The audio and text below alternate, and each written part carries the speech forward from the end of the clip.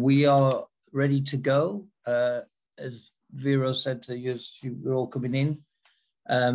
Vero's very grateful for this time. We are recording this session just for everyone's knowledge, because we're obviously, Vero wants to use it for promotional purposes. Thank you all again for making some time available. My name's Khaled. I've been one of those people, like many of you on this call, who's been engaged with different things that Vero's done in a running time, and we're going to spend the next hour or so talking about her experiences in her book, which is really leading on to a word that is often overused, but in this instance, I think it's appropriate. Her epic journey that she's about to embark on next year to Africa, through the whole continent of Africa. I mean, again, we'll just try and put it into context. We're talking about potentially 13 months of around a marathon a day, essentially. And how can somebody do that? Well, that's part of what we're going to be thinking about and talking about. And to help me navigate this hour with Vero is obviously Chris. So without further ado, I'll let Chris introduce himself. And basically, we will cover certain journeys that Vero's been on over the last few years. Chris, over to you. Thanks, Khaled. And thank you, Vero, for giving me the opportunity to speak today. I think I first had the fortune to meet you in Abu Dhabi about 10 years ago, Vero. Inevitably, it was running that brought us together.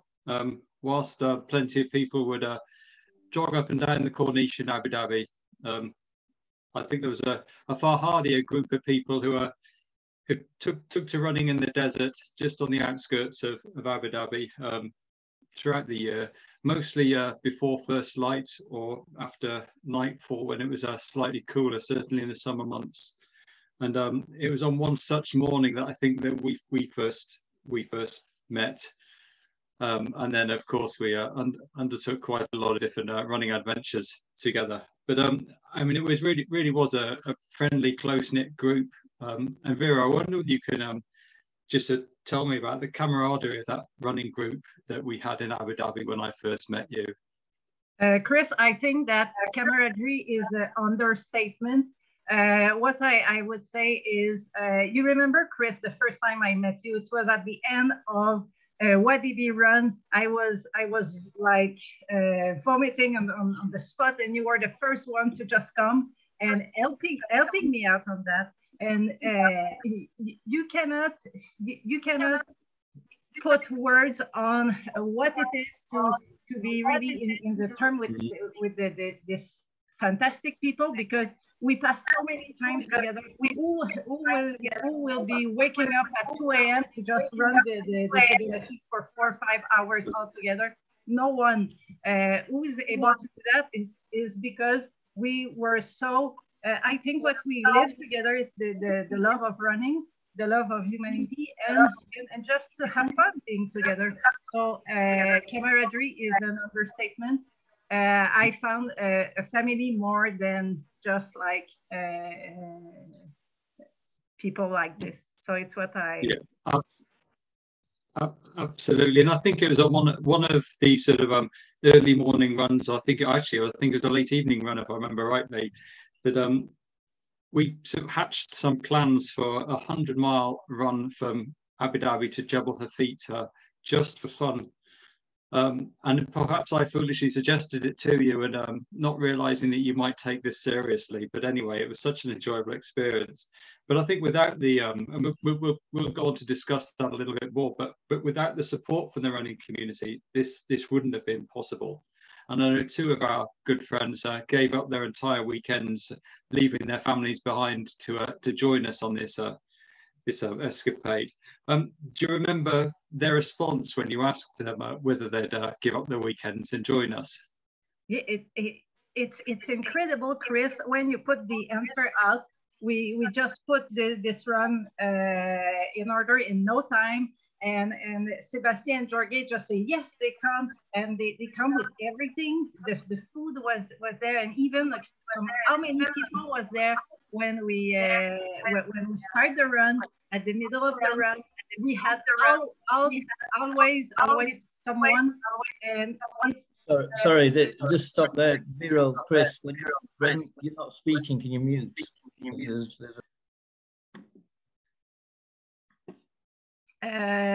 Sorry, Chris. So what I said is how blessed we were to have all those people around us.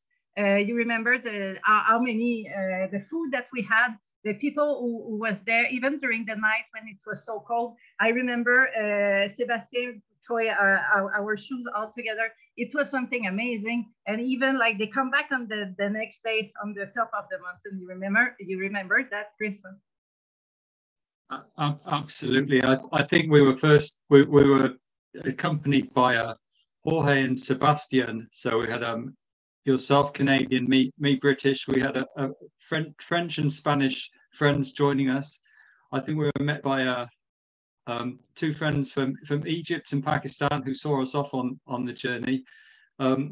And I think halfway through the run, someone who neither of us had met before joined us, heard about the run, and joined us to spend a couple of hours in the desert. A friend from the United States. So truly was an international event. And I think, as you've said, not something that either of us could have done on our own at all, but really, we really were dependent upon our friends.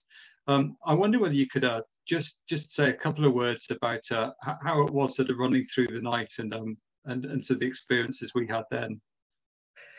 You remember, Chris, when we were just moving forward, and we had this big building that I don't remember exactly what it was kind of a big factory, and we were thinking it's coming, and we went in the road with nowhere, with so much truck, and we were just like doing it, and I don't know how many stops I had to do to the toilet, and the cold of the night, and the worker when we eat, and the stars during the nighttime. I don't know what comes first, because I have so many memories in my mind.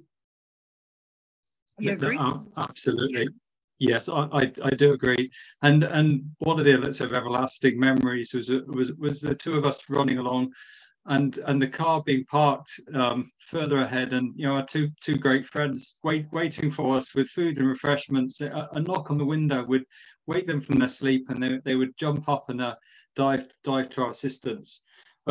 Sort of moving on, I mean, but perhaps it's worth mentioning that not only did we run from Abu Dhabi to Al Ain to Jabal Hafeet, but Jabal Hafeet stands at 1,000 meters high in the deserts, and our goal was to climb that at the end. I know I certainly found it a real struggle, and without your support to get up those last few miles, I don't think it would have been possible. But perhaps worth mentioning that your family came took a detour en route to Dubai to cheer us on at that stage as well, and it's really nice to see them as well. But I mean, certainly getting to the finish was a special occasion. Certainly after 28 hours and, as I said, over 100 miles of running, and temperatures reaching over 30 degrees at times. But I wonder if I could just read a very brief extract from the book, which I think sums it up so quite perfectly, that made it such a special occasion. So I feel the boost of adrenaline. I feel the boost of adrenaline that comes at the end of a race when everyone is cheering for you. Even random people who are at the top of Jabal Hafeet join the celebration. It's a stunning moment when Chris and I finally cross the ribbon together. And what do we get for completing this whole ridiculous 100 miles? I find a bag and pull out not one or two, but 4 trophies, one for each runner and our 2 rockstar crew members. I've had a message inscribed, "Congratulations on finishing the first ever Jabal Hafeet 100 miles. There's no professional photographers, no sponsor signs, there's no masks. What remains is a singular, unbelievable feeling of a great adventure, and the belief that you don't need a proper race organisation to have one of the most incredible experiences of your life. It's like a whole new world of possibilities opens right up." And I think we both felt that entirely, doing such an event, the first for both of us. And I know, you've gone on to do a lot more, and certainly your Africa challenges is going to be the biggest of them all. But back to having a read and reading those closing comments about that run we did was really something quite special. So thank you very much for that, Vera. But anyway, let's move on, and I'll hand back to Khalid, who's going to talk to you about another of your adventures. Thank you, Chris. Yeah, we're going to move on. So the extract, obviously, that Chris read out was the book that Vero is launching. And in the chat, you'll see a link to that book for an Amazon Kindle link. It's a very nominal amount for the book. It's not expensive, but it's there to support the cause, which we'll obviously talk about later, but just to make sure that you're all aware of, and go out there and get this book. It's a very nice read. Very easy read. And just going into the book, there's the story about Vero's 3,000 kilometer odyssey with her daughter, Columbine. So if you say, can she run across Africa 13,000 kilometers? Well, Japan gives us a good indication of that possibility. So in terms of the Japan experience, Vero, just in terms of context, first of all, can you explain to us why Japan? Because first I was supposed to do it by myself without my daughter. So Japan is really safe. It's a nice country, and it's easy to get into. And I love Japan. So that's it. And in that sense, I mean, at that time, how old was Columbine, your daughter? And what motivated her to put up with 3 months of what was a crazy adventure? It's a really good question. I think what she motivated her, I think it's just because she was loving Japan. She was loving anime and all those Japanese things. She didn't even think about the adventure. She said, like, hey, I can go 3 months in Japan. Let's just do it. So I think it's this kind of mindset that she had. And I think one of the things when you're in a group and a community, as Chris referred to earlier on, where people inspire each other and into the art of the absurd, and sometimes almost what seems impossible, I think we lose sight of what has been done and been achieved. And when you think about the idea, I mean, we've all done like a long run and then we need a day to recover. But what you've done is you've built on each day and done a marathon a day for like 2 months, over 2 months. Can you just tell us a little bit about that concept of when it gets hard, when it gets easier? What's it like running for that amount of time and day in, day out? It's a really good question, Kelly, because when I think most of my doubt came before and the first 2 weeks of the run. And I remember how many messages I sent to you, Chris and Jackie, to say, can I do that? And in reality, I had no clue if I can really do that. I was the kind of slow runner, just doing something. And I just went to doing it. So you were the one who, in fact, believed in me more than I was believing in myself in a way. And that this wave of encouragement made me just doing it in a certain way. And I believe I become in a certain flow. And I said, wow, this is the real thing, because I was by myself with the environment and all the people. And I've been invited to so many houses that, in fact, nothing was necessarily, the thing was difficult, was transcending by something even more beautiful.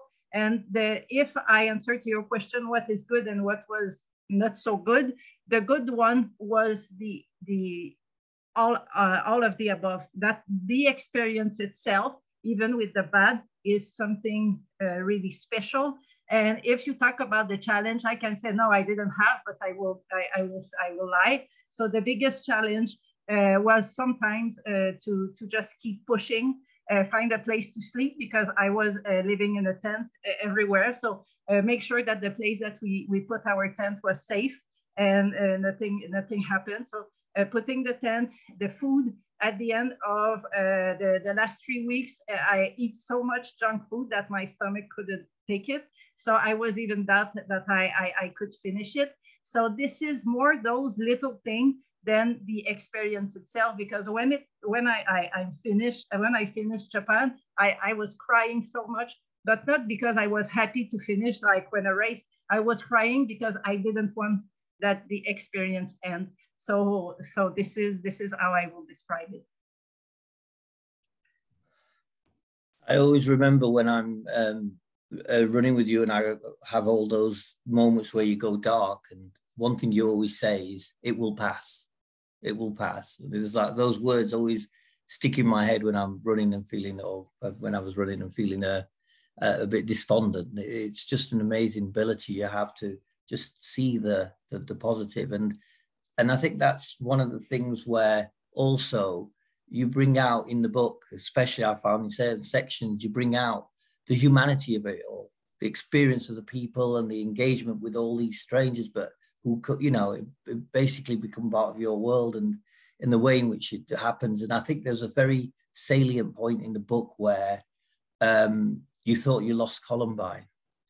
And despite all the heroics of the running, in the end, it's those intimate personal moments of, you know, of great drama, especially when you're in that sort of state of running like you were doing, that just gives rise to this experience, which is sort of hard to portray or bring across. But in the book, I'll just, if it's okay, I'll just read a small section regarding that moment when suddenly you're in, you know, you're in the middle of a foreign country, and you thought you'd lost your young daughter.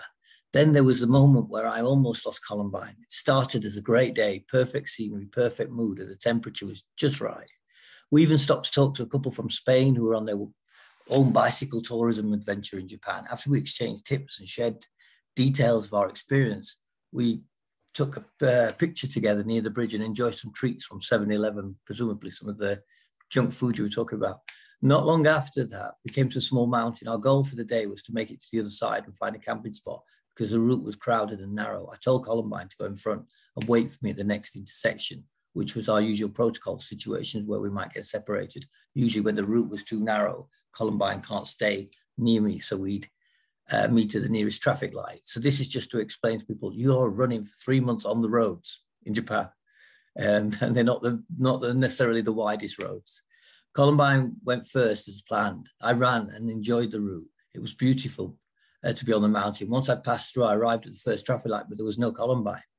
I moved along to the second and still no Columbine. By the time I got to the third and fourth intersections, without finding my daughter, I began to stress out. Was she in an accident? Kidnapped? Imagine the mind racing at that point. I figured the worst. My mind went into panic mode. The only thing to do was to return to the starting point where we left off. When I got back, she wasn't there either. I wanted to go to the police station for help, but realized my phone and documents were all with Columbine and the bicycle trailer. I had no way to communicate with her, and without Google Translate, no way to make myself clear to the police. It was a disaster. There was nowhere. And then I heard my name, Veronique-san. I turned, but it wasn't Columbine. A Japanese woman I'd never seen before was calling me using the traditional Japanese honorifics. My heart was pumping, but I was also confused. How did she know me? Social media? She got out of the car with a paper in her hand, and instantly I could tell it was Columbine's handwriting. The second she gave me the letter from her daughter, I lost almost all the energy in my body. It became so smooth that I just melted into a puddle, my eyes filled with tears of relief. It turned out this random lady had found Columbine at an intersection at the top of the mountain. Her son had seen Columbine crying and rolled down the window to see if everything was fine. And in the build-up of the story at this point, not only did these people show that kindness to you, but then that evening, they even put you up. I think it's a wonderful story and quite touching. So how does it bring back memories when I spoke about that? How you feel about it? Thank you, Khaled. Thank you. And just having your voice reading my book, I cannot even say something, because it's really, really, really special. And how I feel about that is how truly we are all interconnected. Because when I was discussing with this lady, I couldn't make my mind and how like the link was made, because, and I said, how did you make the connection? And she said, because when I went out, I saw a lady with the red hair running. And after that, I saw your daughter, and I said to your daughter, I saw your mom. Wait, I will come and deliver a paper. And I said, how we can say that humanity is gone for nothing. This is pure magic, and I even have some picture to share of this adventure. So how I feel blessed, in fact, and I feel really privileged to have had this experience, in fact. And that is extraordinary story of a run that we still in amazement of. But one of the things that you've done since Japan, and I think taking us towards now, looking forward to your African Odyssey, or safari, I suppose, would be the idea that you're now doing this, but you're doing it with an idea of helping and being engaging with charity. And you've, as far as I understand, you've set up a whole function, because for everyone listening in on this, the logistical operations of running through Africa in itself is harder than any ultra I've ever done, I think. It's a phenomenal thing to be doing. And obviously, you say humanity, and the idea of humility is, you can't do it on your own. You need some other people to help you. So do you want to tell us a little bit about who's sponsoring you and what's the sort of situation is, and a little bit about your cause that you're running for in Africa? Can you just give us a bit of background, please? Thank you. Thank you, Khalid. Yes, it's my new baby. In fact, since last year, I found a nonprofit, 501c3, totally legalized in the US. The name of our nonprofit is called Run for Humanity.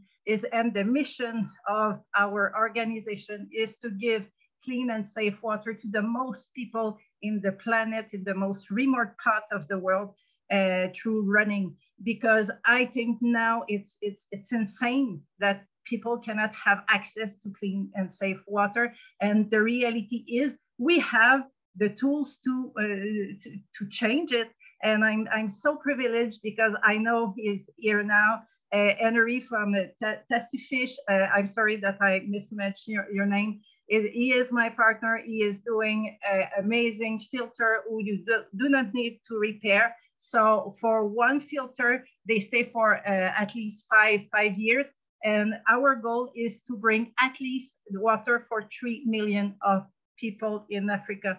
This is not a lot when you think about the crisis, but it's a start. And I think that 3 million is a good start. And for that, we have also Business Connect. I know they are there. So thanks for your encouragement. Thanks for being there. There are so many, and also Tim Noakes, who believe in my vision since the beginning. So I feel really privileged to have all those people behind me. And if you feel that this project is for you, just reach me out, because yes, we need money, but we also need people to help. And one other team that I absolutely need to call is my board member of Run for Humanity, because this organization is a teamwork. It's for all of us. So I'm really grateful to have this project in my mind. It's my baby. And to have a vision and mission of that scale for such an epic journey in itself, it's a perfect level of ambition for what you're going to try and achieve. I think we were moving back to the book, and let's talk a little bit more and get into it. So when Chris, myself and Vero discussed this, we were trying to find the moments and the areas where we were, just to bring the book to your attention. Obviously, there's been a million things that Vero's done in this regard, but the next thing that Chris wants to sort of look at and talk to Vero about is this, again, 444 kilometers. I just laughing. Race, 400, how can a race be 444 kilometers across Malaysia? So Chris, do you want to sort of take us through that? Yes, of course. And I think I remember the time when Vera said, I've got another race lined up. And we thought, yes, okay, you've done 100 miles, you've done 250 kilometers. This is 444. And I thought, 444, what's the significance of those numbers? But as Khaled said, yes, that's 444 kilometers. That's from the coast, on the west coast of Malaysia, right across the middle of the country to the east coast. Something that I just can't comprehend. And I think so different to some of the other discussions we've had. This was actually a race, so potentially a little bit more pressure on you. I mean, how do you mentally prepare for a race of that sort of scale and magnitude? Chris, to be honest, I cannot even answer on that question. What I would, the only thing that I can say though is when I decided to register to that race, in fact I've been convinced, and I think it's here, Seo Kong, you have no clue how much you have been a true element on my journey, on my running journey, and the person that I'm here. And I remember when you sent me a text and said, Beho, I have this race for you. You will love it. It's your kind of thing. And I said, I cannot because I have Spartathlon in less than 2 months. And you said, oh no, it's a training race. It's a training run for Spartathlon. And like, how can I even imagine that 444K will be a training run for Spartathlon? But the reality is because it was Seo Kong and her wife, Nguyen, I'm sorry, I misspell your name, but was there. And I said, do you know what? I cannot say no to that. So I just say yes, and that's it.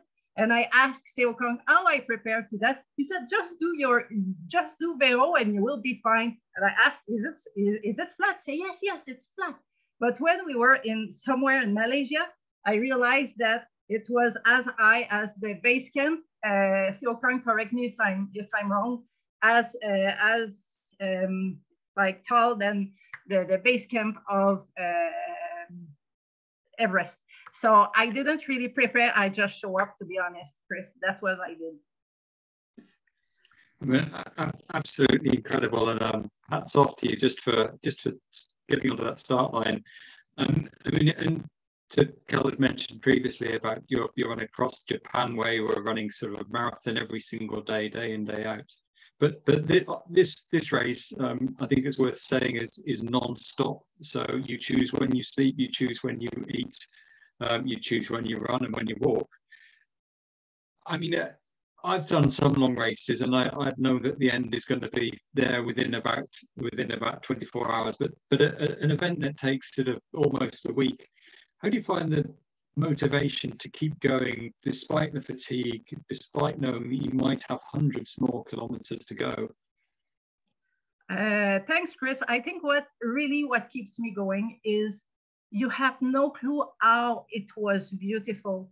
Like, I think it's the second day when you wake up in the middle of the mountain with the sound of the orangutan, and you have, like, at a certain point, a kind of forest that it's so magical. This is unbelievable. The fact that you are all, like, you are interconnected with the nature. I feel that I was just at the best place where I should have been. And this is just one aspect. But the second aspect is Seo Kong and his team is so special to be there. It's like if it's a gift by itself to just run, even if it's a crazy distance like 444. And I had like a smallest downtime. It was like cheering and taking picture, and his wife was said, I have your perfect cake for you. It's difficult to put it in words. That was by far my best race, and the transformation I did since I start and I finished, it's kind of I was another person. Well, I mean, that's just amazing, and I think we touched upon throughout the whole conversation so far that this isn't just about one person. I mean, your achievements are incredible, but whilst it was a solo race, I know you couldn't have achieved it without the support from your crew, without the support from the race organisers. Do you want to tell me a little bit about the support you received and how that helped you get to the finish line? Yes, and I think this is exactly the support who made the big difference. First, my husband was there. I'm not sure if he was really into it at first, but anyway, he came anyway. So this is a big thing, and also all the familiarity with all the other participants. It's really something special. You become a family really quickly, and like I mentioned, the support of Seo Kang was something really massive, because when you ask the question how I managed the race, in fact I didn't really know. It's really the help of Seo Kang who really helped me to see, okay, you have this will come. So I was kind of autopilot, just being surrounded of all those incredible people. And also we get massage, I think 2 times a day. It was just something like out of this world. Right. Well, autopilot. I don't think I found autopilot in my running yet, but absolutely incredible. And just one more question before I sort of go on and read another excerpt from the book. But I mean, this was a race, and I think let's not forget that. You set off, and I know you won't mind me saying this, but without any ambition to do anything particularly other than to finish. But I think it's worth mentioning that you were the only female on the start line for the first 3 quarters of the race. I think there are others that were ahead of you. The race turned around, a long race like that, I think sort of by about day 3 or into day 4, things turned around and you found yourself at the front of the race. Not only that, but when you got to that finish line, you won the race. You were the first female to win the race, and you broke the record by some 7.5 hours. I mean, what was your thought when all of a sudden you changed from being a chaser to being the one that was being chased to the finish line? How did that feel? I really love your question, Chris, because you have to put in mind that the runners was really competitive, and I was there really just for enjoying it. I had no clue, and for the first day I was quite a bit fast because I wanted to have some time for Spartathlon, because that was my goal. But the first 2 days I was the last runners, and I remember the second day I wake up and no one was there, and I was almost like stressed. I said, "What happened?" And Seo Kang was there to come. He said, "You will be fine. You will be fine." And I think it's on the day before the finish line that Seo Kang told me that I wasn't in like the first one, and I couldn't even believe it. And I was really happy to be on the lead, because I saw the Park of the Elephant during the daytime when the other runners sit in the nighttime. So, and the last day before the finish, I remember I didn't know what to do. And again, I asked to my mentor, and I said, "So how long should I sleep?" And I said, "Well, just sleep 2 hours. Tomorrow it's the last day. You can just do that." And what I said, I just listened to him. And I remember I slept 2 hours, 2.5 hours. And when I wake up, I saw the following runners just come, and I knew that he wouldn't take any sleep, that he just wanted to chase me. So I said, "Do you know what? I will try it, and I will just try to doing it." And for the last day, my mind was so full of chaos, because I'm not kind of used to it, and it was too much chaos in my mind. And I said, I cannot do that if I have too much noise. So how I managed to keep my focus is to really focus myself. And I said, "Okay, stop it. My thought has to go." And I said, "Do you know what? If I'm tired, he will be even more tired because he didn't get any sleep." So I said, whatever I feel, he will feel it anyway. So I just have to carry on. And I carry on. I did my marathon, I think maybe you remember, Seokang, but in 4 hours and 40 or something, after 300 plus kilometers, insane thing that I couldn't even believe it myself. And after that, the last 20K, I knew that I would have won it. And everyone said, you can't slow down. You can like just take a coffee for 2 hours and you will win anyway. And I knew inside of me that I want to push myself. And I think it's the first time in my life that I pushed myself in a certain way that I couldn't even believe that it's possible. And when you reach this point, you said, wow, I was blowing my mind myself. I said, what's just happening now? And in that space, it's kind of if you are here and not here at the same time, it's kind of, I cannot describe it. And with the physical exhaustion and the mental, it's just magical. And when I finished the race, that is one, that was special. That was really special. So absolutely incredible. And Vera, you're full of surprises. I didn't realize you ran a 4 hours 40 marathon 300 kilometers into the race. That just makes it even more incredible. But I think what you touched upon earlier, and what I want to sort of read briefly here, is that it's not just about racing, but it's actually about enjoying your surroundings. And you mentioned the wildlife, and something you talk about in the book as well. So if you let me just read this. You know you're in a beautifully wild part of the world when you run by signs warning you of elephants crossing the road.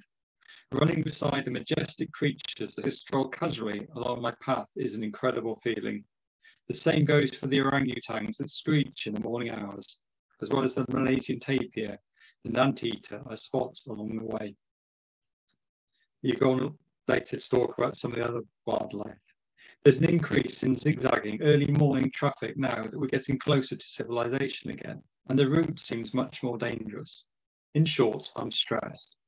Then, on the side of the road, I spot something incredible. A baby tiger pokes its head out into a little clearing. I feel my legs stop automatically when I see the orange and black striped creature. Here, like around the world, it's so rare to see a tiger in the wild.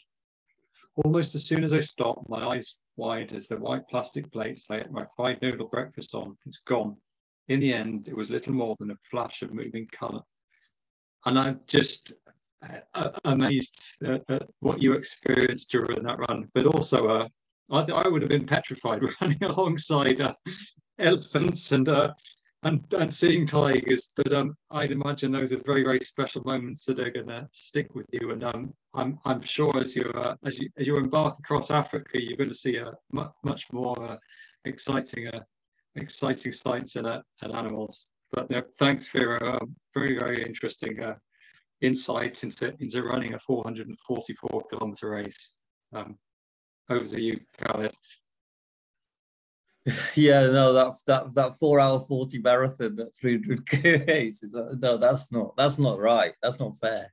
I think that's one of the things I say in it's the title of the book as well, Fearless. I just remember also a time we were running in the desert and we saw this little scorpion and Vera goes, "Oh my, look." I thought she was going to pick it up.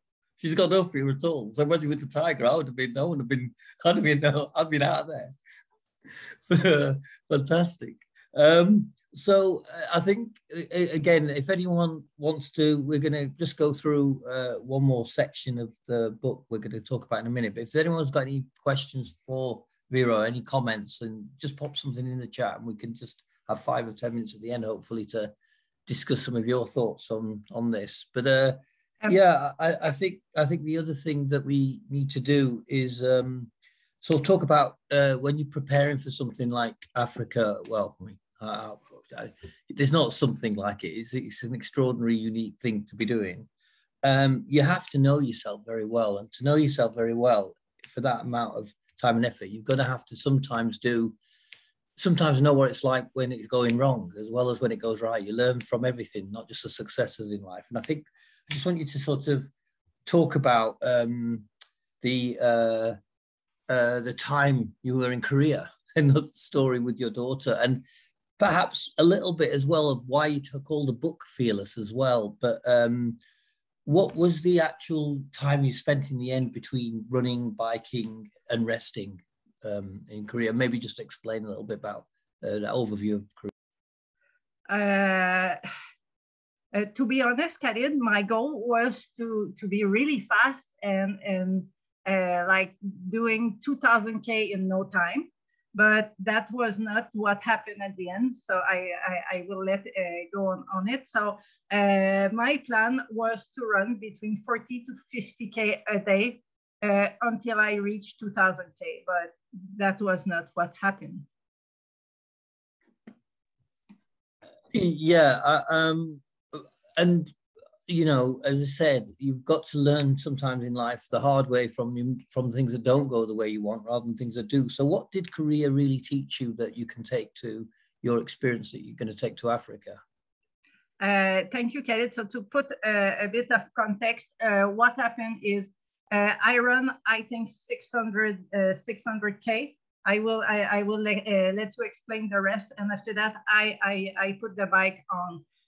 What I learned from it is I need to listen how I feel, and it's amazing to have people who watch over you. So and it's really important to be open to receive, because I could have decided to just don't listen your advice and the Jackie advice and said, okay, I just carry on. But what would have been the rest of my journey? I honestly don't know. So what I learned is also the value of friendship. Friendship is something that not just friendship, but unconditional love friendship. It's really special. So what I bring to Africa, I think it's a lot of this, and how to pay attention to yourself, how to make sure that you keep yourself well, and the other one knows how you feel, because what I'm doing is not just for me, it's for a project bigger than myself. So I think it's all of this that I learned in Korea. That was a really deep lesson for me. And Shelley's just asking in the chat, she said it's wonderful to hear some of these stories, and I think you're getting other comments about the inspiration and everything that you're doing. But do you have an idea of the date when you're going to be running Africa? I would love, not I, but we would love to start as soon as in July. So we are in fundraising mode, and our goal is as soon as we raise enough money for at least 2 countries, we go for it. Because the reality is I've been packing for this project since so long that now the time is there to stop talking and start making it happen, because this project is not about me running, it's about bringing water to the people. And I think this is what makes the most motivation for me. So hopefully in July. And just to get a sense of that, just to talk about July, you're starting at a time when it won't be cold in Egypt. So trying to deal with that. I mean, again, in Korea, you probably had conditions that might have been similar. So what are your thoughts about that, starting then in that environment and the heat, and how do you deal with that? How do you adjust for it? To be honest, I think we have both the experience of running in the heat, but in Egypt will be different. And why I decided in July, because at some point it will be summer in some country, and do you know what? I just need to go with the flow. So this is how I am doing it and how I plan it. For me, Egypt and Sudan, I want to make it done as soon as I can, but I also need to be realistic of the country itself. So if it's realistic to run more in the evening, early in the morning, I will do that. So this is my plan. And someone you might know, Mikkel, is asking about, what do you think is the biggest impact of the project? Who will be? What will be the biggest impact of the project? I think that this project is for the people who need the most. And when I, like every day when I think about that we are actually doing that, I feel so privileged. I feel like if it's my mission, I'm here to doing it. I know that sounds cringy and I almost don't like to say that word, but in a certain point, it's how I feel. So I think the biggest impact is Africa is the first start, because Run for Humanity is an organization who will long for lasting. So first is Africa, after that India, after that sky is the limit. But we need to start, and people need our help now. And just a last thought or question before I read a little extract from that experience you had in Korea. You are actually, I understand, going to, just because, you know, why not? You're going to run in New Zealand before you do Africa, is that right? Do you want to just tell us a little bit about that little jog you're going to have in New Zealand? Yes, because do you know what? It's been too long that I didn't do it in everything, but the reason is not there. I have two things who comes in mind. I just need to do something. I just need to doing it, because if I'm not doing it now, how I will give up my fitness. And that reminds me a discussion that I had Seokan, which I had this idea of a similar run but in another country, and he said that would be a good training run. So see, I keep the advice. The advice for so on. So that will be a long training run. But also what makes it special is my son asking me, because it starts school here in February, and he said, "Mom, why are we not doing a same adventure as you did with my daughter?" So this is one of the big reasons. How can you say no to that? Vera, do you want to tell people how much you're going to do in New Zealand? Because it sounds like you're just going to go and out do a little jog. Can you just explain what about the target is? Thank you, Khalid.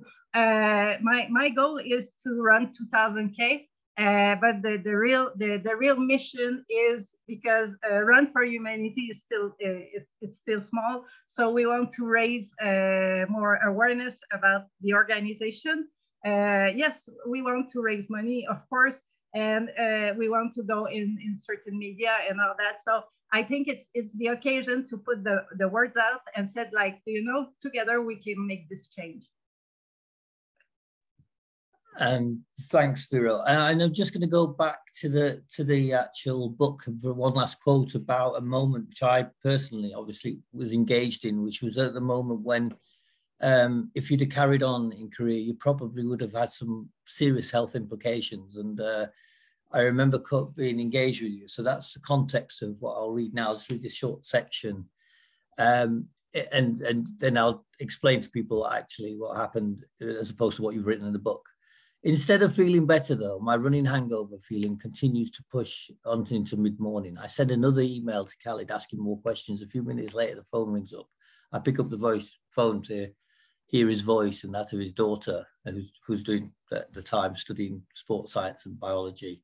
We go back and forth a bit about the conditions. Khalid and his daughter ask a lot of questions about my bathroom problems, our hydration. We're talking, if I may say, you were actually, would I be correct to say you were actually passing blood at this point?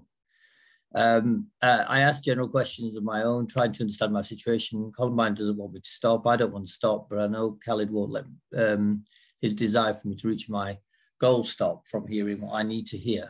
And so apparently I said, Vera, I said calmly, apparently, you need to listen to me.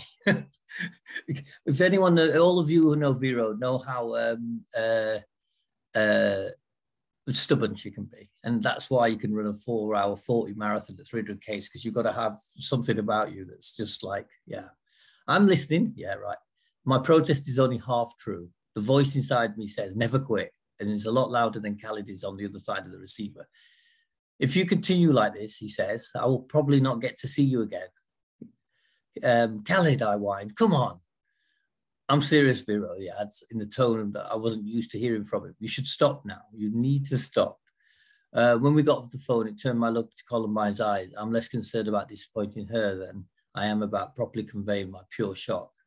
I want to be a crazy mother who runs across anything she wants, but feeling dizzy and hungover, seeing my own urine dark green is all that reminds me of how fragile life can be, and sometimes sounds like a tame, as dehydration can have devastating results. Now, let me explain. So every other human being I know would at this point probably got on a drip, sat in a hospital and then recovered and then come, you know, done something else. Vero's idea of not finishing was to get on a bike and finish it. So just to explain that this superhuman person is not real. So the question came again about New Zealand, saying, will you do this run in New Zealand with anybody? Are you actually doing the run in New Zealand with anybody? I will answer to that question, but I just want to come back on what you said, Khalid. And I think it's what happened there in Korea. It's the power of human connection. It's the power of how in fact I was as stupid to do not see how I felt, and I had to listen to what you said. And when I finished the chapter, I at this moment I knew that you were saving my life, and for that I will be grateful for until I go on the other side. So thank you for that, Kelly. You're mute. Somebody had to do it once. The New Zealand, are you running with anybody, or is that? Yes, I'm running with my son, because that will be so cool. He wants to go in New Zealand. That will be fun. We just like, we have everything. We just go, and I had like some great tips from Chris about the route. So I'm happy to go with my son. So I'm going to start bringing this to, and I'll bring in Chris and Vero to both say some final thoughts or ideas.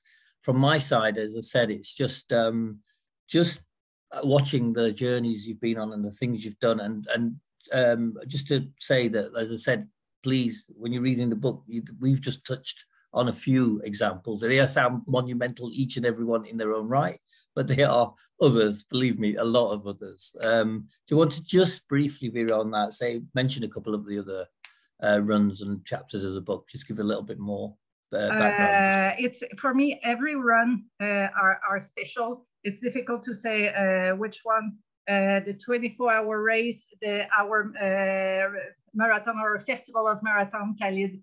When I start running, I think it's and why for me this book is important is because it's not about myself. It's about how the amazing people that I had on my journey who made me the person that I am. Because of all this transformational journey, I cannot do it by my own. It's how a bit of you all in the book, and also who are not in the book, who helped me to become the person that I am. So for me, this book, it's all about that.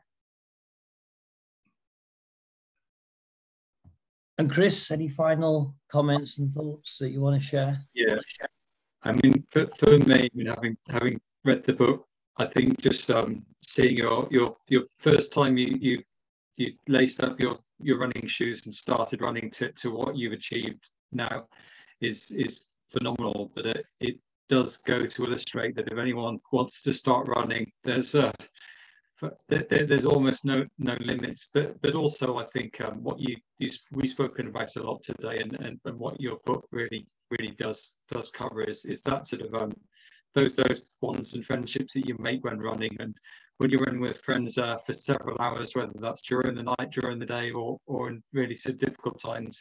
It really does. You really do forge some great friendships, and I think the book really does bring those out. And yeah, I'm grateful to be your friend, Vera, and meet you, and enjoyed one or two running adventures with you. But wish you all the very best with your adventure across Africa. And just a final, very beautiful way of summarizing Katie Sullivan has said, I can't run with you in person, but we'll run with you in spirit. Go for it and change the world one step at a time. So Vera, I think last word to you, but that's a lovely way to conclude this discussion. So Vera, do you want to say some last words? Thank you for all to being there. You are all special in my art in every way that you will recognize yourself. So thank you. Yeah, no, and final comments, Heine and on Vero, on, and amazing Vero. Not only fearless, but selfless. Beautiful. So with those few words, thank you everybody for taking your time and to listen to this. Go buy the book ASAP, and hopefully we'll hear from you again, Vero, in a few months' time and see how the journey is going towards the journey. Okay, take care, everybody, and thank you. Thank you, Khalid. Thank you, Chris.